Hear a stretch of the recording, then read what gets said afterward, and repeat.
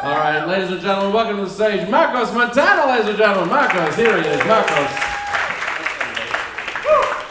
Hey, how are we doing?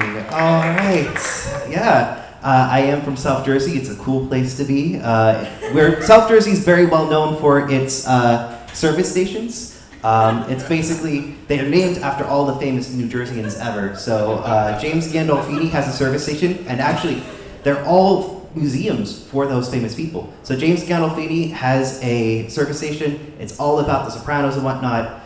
It's actually interactive, so you can get somebody kneecaps there as well, and that's cool. Frank Sinatra has one. You can do coke in the bathrooms, and that's cool. Whitney Houston also has one, but that bathroom's always flooded, so. Anyway, yes, my name is Marcos Montana, and I know what you're thinking. That's way too cool of a name for you, dude. You know? Just like, I mean, I look like all of Jonah Hill's before pictures, you know? Like, I look like I deserve the name Eugene McGillicuddy at best, you know? Like, I got a lot to live up to with the Montana name, you know?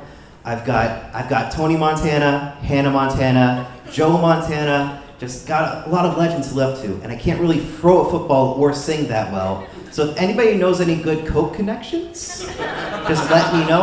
I'm really good. I can really slide right in there, I think. But yes. Here's a little bit more about me. I was born in Brazil. I've lived in Hong Kong, Japan, Switzerland, Belgium, and Argentina. My mom is from Brooklyn, but she's Irish and Italian. And my dad's from the Dominican Republic. So when I get deported, they're just gonna spin a wheel.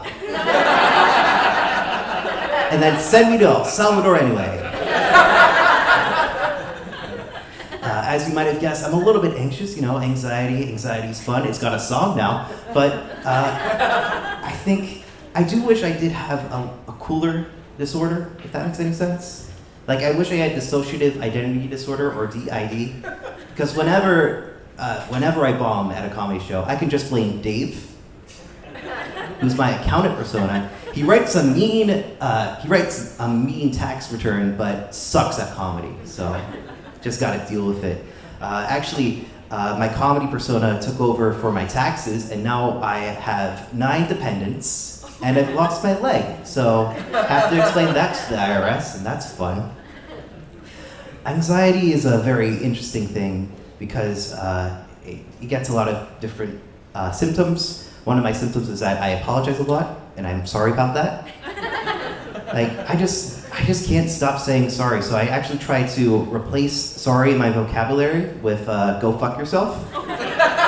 And then I started a new job, and that went out the window really quickly. Just like, hey Marcos, did you see my Teams message? Oh, go fuck yourself. I didn't, you know?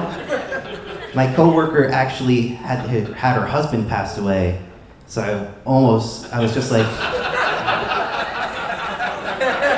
hey, go fuck yourself for your loss.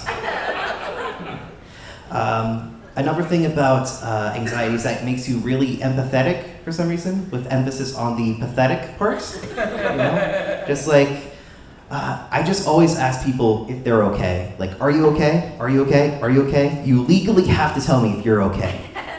And then, but like, people have called me a bleeding heart, which I think is fine because that's where the blood is supposed to be, right? Like, I'd be worried if they called me a bleeding spleen, right? I'd just be like, oh fuck, I should go see a doctor, but my health insurance hasn't kicked in yet. I've also been called a people pleaser for just checking in on people and whatnot, and I think that's also a weird thing because people like to be pleased. No, I think people enjoy pleasure. Is that? You know, I've never seen someone be like, God damn it, he pleased me. No one's ever been like, oh thanks, you shouldn't have. No, really, you really shouldn't have. But what do I know? Anyway.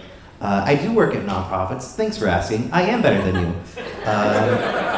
I currently work at a nonprofit that focuses on people who are dealing with homelessness and houselessness. So whenever I see a homeless person, I always hand them my business card and just be like, here you go, you can get to Trenton. Right, it's in Trenton, but yeah. And then I used to work for Gay Men's Health Crisis, which is actually a New York City-based nonprofit that works with sexual health and sexual health, AIDS, and HIV. And as a gay person, I was so ready to go and ready to do it that I walked in full leather daddy gear. It's like, hell yeah, with the whip and everything. And they told me to go back home, put on something more appropriate. So I went in full latex gimp, you know? I did not last long at that job, but hey, it was fine. Thank you so much. Have a great night.